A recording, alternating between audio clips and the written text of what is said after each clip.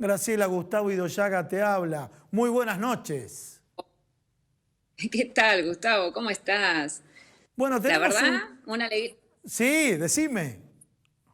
una alegría, poder vernos a pesar de la situación, estar comunicados. Qué situación compleja y vinculado a la situación compleja, Graciela, te vamos a preguntar el tema del plasma. Donación de plasma. Vamos a hablarle a la gente ahora. Donación de plasma humano, porque hay otro proyecto, CONICET, Universidad San Martín y distintas Exacto. instituciones, que es el suero equino hiperinmune, que sería también otra alternativa. Pero hablemos de donación de plasma humano. ¿Quiénes pueden donar, Graciela? Sí, exacto. Mira, muy interesante nombrar todas las posibilidades. De hecho, se están probando y se están haciendo un montón de trabajos en este momento, ¿no? Hay muchos protocolos aprobados para esto. El tema del plasma humano resultó muy interesante porque, bueno, eso ayuda a que aquellos pacientes que padecieron la enfermedad y que evolucionaron bien y se recuperaron, lo que nos pasa en todos los organismos cuando atravesamos una situación como esta es que uno genera sus propias defensas. Entonces, se puede aprovechar esa defensa que un organismo generó para poder dar a otra persona que está convaleciente. Entonces, ya se reglamentó este tema, o sea, esto se trató, vieron que fue un proyecto, se aprobó, y por lo tanto se empezó una difusión masiva y se incentiva a que todos aquellos pacientes que hayan atravesado la enfermedad, después de haber pasado mínimamente 14 días de su alta médica y de haber tenido 2 PCR, o sea, 2 controles que dieron negativos, o sea, esto que quede bien claro, pacientes recuperados, pasan 14 días de su alta, se les hace testeos y cuando pasan 2 PCR negativas, quiere decir que ya no hay nada, ningún indicio de enfermedad, están en condiciones de ser donantes. Bien, discúlpame, vamos a Además, hacer, tienen que cumplir. Graciela, vamos a hacer una pequeña fotografía. Tuvo COVID, terminó cuando ya le dieron el alta, 14 días. Exacto, Después de los 14 exacto. días, 2 PCR que den negativo. O voy a utilizar un término, el no detect o no detectado, porque a veces la gente se confunde entre Claro. negativo y positivo. No detectado COVID. A partir de No, ahí puede exacto. ser donante.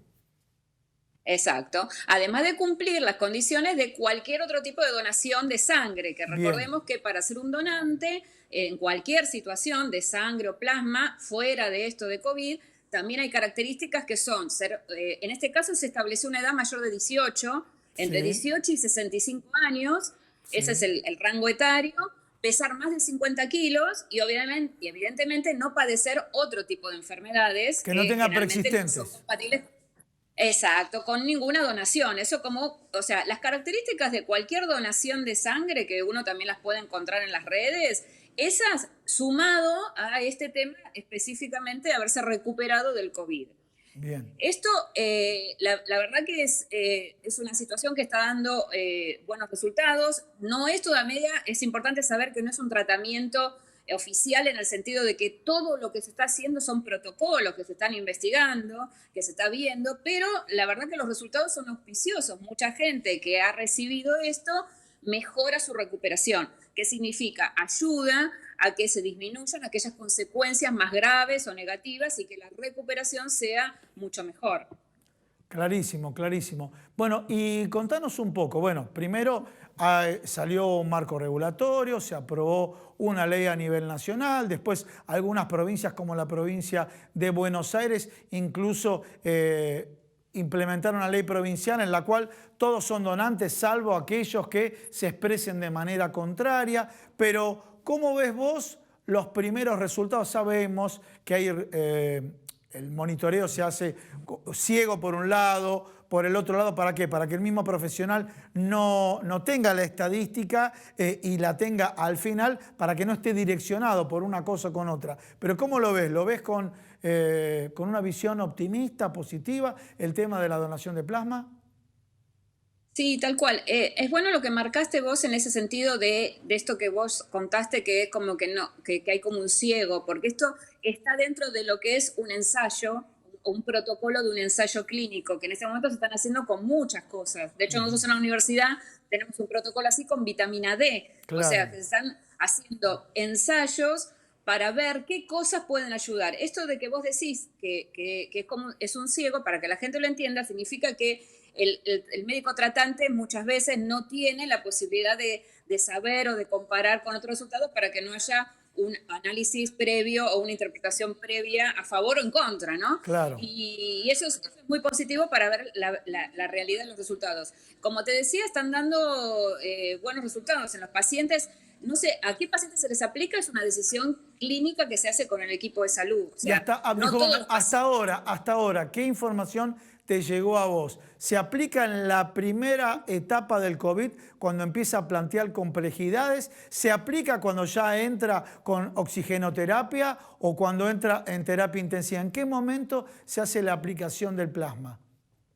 Mira, en general lo que se trata de hacer es hacerlo en el estadio para que no se llegue a la etapa más complicada. ¿Pero O sea, cuál estadio? A tratar de ver, evitar ¿vamos al estadio de un el, asintomático? No.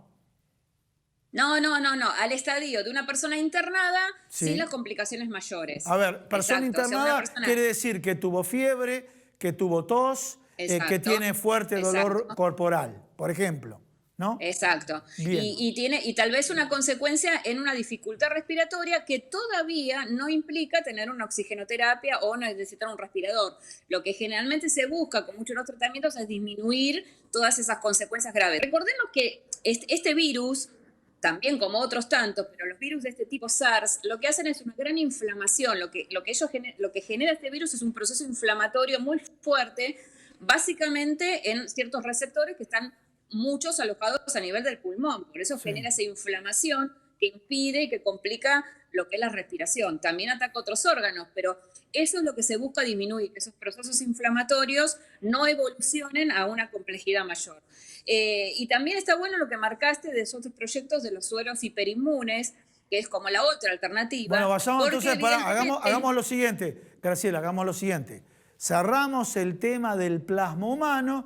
¿Por qué? Porque, ¿sabes por qué? Te corto acá y es muy importante para todos, Graciela.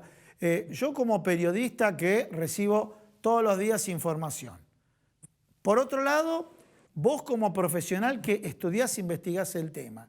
Y por otro lado, la gente, que es tanta la ametralladora de información que hay, porque a la gente le llega que la vacuna se iba a aplicar ayer y no se aplica ayer, a otro le llega que la vacuna se va a aplicar dentro de 10 años, a otro le llega que hay una vacuna, después aparece otra, y la gente se confunde, que los laboratorios, los tratamientos, que la hidroxicloroquina, que el remdesivir, y bueno, hacemos un pequeño No, paréntesis bueno, de eso. hagamos un orden de esto que Sí, dijiste vos, porque también nombraste vacuna. sí, Una cosa es el suero, sí. otra cosa es la vacuna. Sí, sí, por eso. ¿Sí? Pero O yo sea, quiero son dos que cerremos primero para aclararle a la gente el tema del suero, que significa tratar a la gente, el tratamiento. Exacto. Porque esta enfermedad al día de hoy no hay vacuna y no hay un tratamiento específico como para otra patología estudiada durante años. Entonces, estás hablando del suero humano y ahora también aparece una alternativa que es el del suero equino hiperinmune.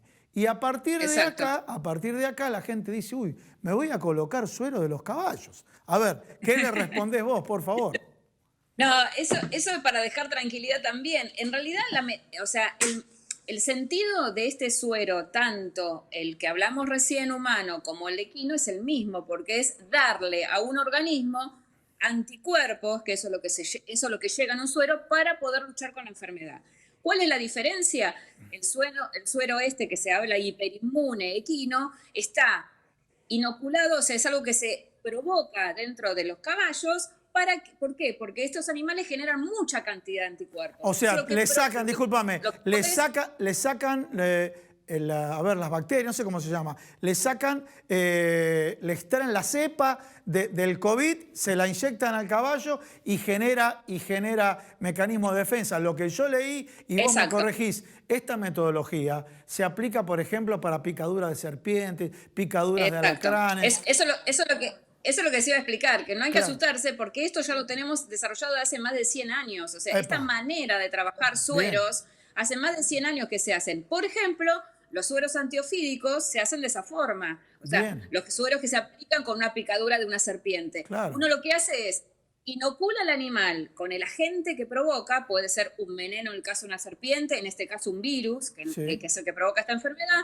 El animal produce sus propias defensas, sí. pero lo que tienen estos animales tienen mucha cantidad, tienen una producción muy alta de sus anticuerpos. Mirá qué Y uno bueno. después le extrae esa sangre y se depura y se extrae de eso el plasma específicamente, que es donde están concentrados los anticuerpos. Y eso se usa para aplicarle después a un paciente. Lo Bien. mismo que si fuera un suero para una picadura de serpiente u otros sueros hiperinmunes que ya existen, de hecho, que se usan para otras enfermedades. Por ejemplo, hay un suero hiperinmune de para la hepatitis B, hay Claro. sueros para O antitetánicos, hay sea, todo sueros para esto muchas se hace a cosas. través del equino, Algunos sí, otros en otros, otros animales, con otros otros son animales. sintéticos, pero a veces son sintéticos esas Sí, sí, sí. producciones, pero la idea es la misma. Y en equinos es algo que se trabaja hace muchos años, por eso se puso tanto el ejemplo de los sueros contra los venenos de serpiente, por ejemplo. O sea que Bueno, no es, está probado que tampoco tiene un rechazo ni tiene otra complejidad al inocularlo a los seres humanos, ¿no? clarísimo, clarísimo. Bueno, Graciela, mira, te voy a pedir un favor. Si después te podemos Sí, convocar para que nos contés en otro programa todos los proyectos de vacuna que hay, ¿puede ser? perfecto, Lo hacemos bárbaro, para, lo bárbaro. hacemos para otro programa, porque yo tengo una revisión, pero a veces, viste que los medios de comunicación, sabemos que hay una cuestión comercial ahí, se ocupan de que figuren tapas de diario y de pronto ustedes, que son los profesionales farmacéuticos, reciben en qué fase se encuentran, qué grado de avance, en cuánta gente se Claro. probó, etcétera, etcétera. No, aparte, Sí, es bueno que la gente tenga claro que son todas cosas distintas. sí. Esto que hablamos hoy son tratamientos y lo que es vacuna va a permitir otra cosa, que es lo que conocemos. Es cuando es algo que nos va a ayudar a generar nuestras propias defensas y eso es de lo que se está desarrollando. Así que es bueno poder poner un poco de claridad, ver en qué estado estamos con esas cosas. Bueno, Graciela, siempre vos, bueno, tan agradable la entrevista y con tanto conocimiento para, bueno, aclararnos a nosotros todo lo que está pasando y más en un escenario tan complejo.